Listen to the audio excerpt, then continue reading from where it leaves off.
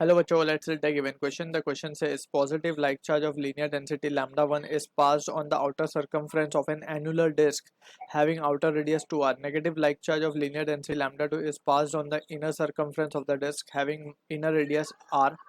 The disk is rotating with constant angular velocity omega about an axis passing through the center of mass and perpendicular to its plane. If the net magnetic field at the center of disk is 0, then the ratio lambda 1 by lambda 2 is option 1 1 is to 2, option 2 2 is to 1, option 3 4 is to 1, option 4 1 is to 1. So to understand the given question we need to understand about the application of Biot-Savart law, जिसमें we have derived के whenever there is a coil which is carrying a current I, right, तो उसके centre पे जो magnetic field होती है that is given by the expression if we can write this magnetic field at point P, so it can be written as Bp will be equals to mu naught into I by 2 into R if R is the radius of this coil. So यहाँ पे we can see कि this is what the magnitude of magnetic field due to this current carrying circular coil will be at the center. ठीक है, अब now यही case को अगर हम थोड़ा इस तरीके से एनालाइज करें, let's say we have a ring और रिंग के ऊपर पॉजिटिवली चार्ज डिस्ट्रीब्यूटेड है. This is a non conducting ring जिसके ऊपर uniformly charge is been distributed, right. अब ये रिंग जो है it is rotated with angular velocity omega. So in that situation हम क्या देख सकते हैं कि जब ये रोटेट करने लगेगी, लेट्स से चार्ज जो स्प्रेड है इसके ऊपर वो है Q, so a current will be constituted in this loop, right. So this will be equivalent to this only. अगर सिंगल चार्ज रोटेट हो रहा होता तो इन दैट सिचुएशन सिर्फ सेंटर पे जो रिजल्ट हमें मिला वही एप्लीकेबल होता, ना कि हम एक्चुअल पॉइंट पे वो रिजल्ट को सेम प्रूफ कर पाते, राइट. सो जस्ट हमें ये याद रखना है यहाँ पे कि कोई नॉन कंडक्टिंग बॉडी है वो रोटेट हो रही है, सो it will constitute a current.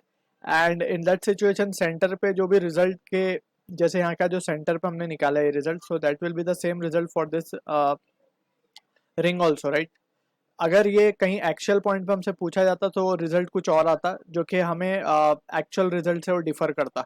So in that situation we need to be careful. अभी फिलहाल के लिए वी कैन सी के this result will be matching exactly with this. Just फर्क यहाँ पे ये होगा कि यहाँ पे हम जो करंट है that is value of I. Current basically क्या होता है, the rate of flow of charge, right. So अगर हम एक क्रॉस सेक्शन मान लें, इस क्रॉस सेक्शन में एक कंप्लीट चक्कर में the complete charge will pass through, right. So complete charge will pass through in the given time period T. So this will be the value of current. And यहाँ से it can further भी written as T को हम लिख सकते हैं 2 pi by omega. So Q omega by 2 pi, ये result हमें पता होगा, right. So from this we can say finally जो हमें मैग्नेटिक फील्ड जो मिलेगी एट पॉइंट पी अगर हम मान लें सेंटर पे, सो इस पे हम क्या लिख सकते हैं, BP will be equals to mu not I की जगह हम लिख सकते हैं Q omega upon 2 pi, and already यहाँ पे 2 आर है, सो ये 4 पाई आर हो जाएगा.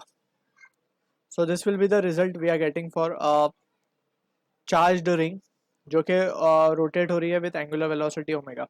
सो ये रिजल्ट हमें मिल रहा है यहीं से, right. So that is what the thing we need to be careful. अब यहाँ पे we can see from this situation we can solve the given question using this formula. तो सबसे पहले हम आउटर रिंग की बात कर लेते हैं. सो लेट्स से हम आउटर रिंग को कह देते हैं 1 और इनर रिंग को हम कह देते हैं 2.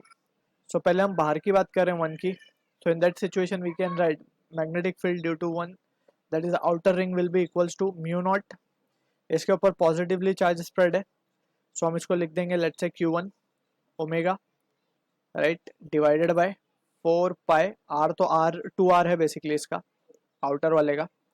सो from this we can say mu naught, Q को हम लिख सकते हैं lambda into L, since we know linear charge density lambda is defined as charge per unit length. ठीक है ना, 3 तरीके की charge density we have defined. एक तो लीनियर चार्ज डेंसिटी जो कि चार्ज पर यूनिट लेंथ होता है, एक सरफेस चार्ज डेंसिटी जो कि चार्ज पर यूनिट सरफेस होता है, एक होता है वॉल्यूम चार्ज डेंसिटी जिस पे volume per unit charge per unit volume होता है. तो यहाँ पे हम फिलहाल ये केस लेंगे चार्ज पर यूनिट लेंथ. तो यहाँ से lambda 1 into L1. L1 means ये सर्कमफ्रेंस ऑफ द सर्कल हो जाएगा that is outer disc. So it will be 2 pi R1. R1 basically 2R ही है हमारा, right. So this are the few important thing, ये सब हमें यहाँ पे ध्यान से रखना होगा वैल्यूज.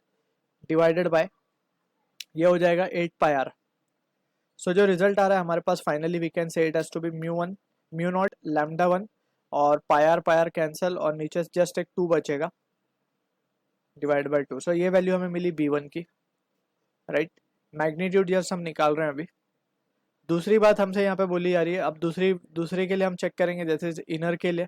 तो इसको हम कह देंगे P2। सो जस्ट हमें यहाँ पे वैल्यूज रखनी है अगेन, म्यू नॉट क्यू की जगह हम अगेन लैम्डा 2 हो जाएगा, और सरकमफ्रेंस हो जाएगा 2 पाई, जस्ट आर है रेडियस, तो 2 pi r into omega divided by 4 pi r just, right, क्योंकि रेडियस आ रही है।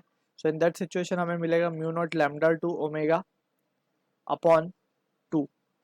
ठीक, अब हमसे बोला जा रहा है कि और टू बी प्रिसाइज ये आएगा हमें विथ नेगेटिव साइन, क्योंकि यहाँ पे लैम्डा चार्ज की वैल्यू नेगेटिव है, राइट, सो ये नेगेटिव आएगा। सो हमें बोला गया बी नेट, नेट जो मैग्नेटिक फील्ड है that is B1 plus B2, ये हमें बोला गया है 0 है। सो जस्ट हम देख सकते हैं यहाँ पे therefore we can say mu not lambda 1 omega by 2 will be equals to mu not lambda 2 omega by 2। So ये रिजल्ट आएगा फाइनली हमारे पास, क्योंकि एक नेगेटिव है एक पॉजिटिव है, सो और इक्वल्स टू 0 करना था। तो यहाँ पे हम देख सकते हैं म्यू नॉट ओमेगा ये सारी ही चीज़ें कैंसिल हो गई। सो लैम्डा 1 बाय लैम्डा 2 का रेशियो क्या है, 1:1। So this is the answer to the question, जो कि मैच हो गया ऑप्शन 4 के साथ। I hope you understood the solution. All the best.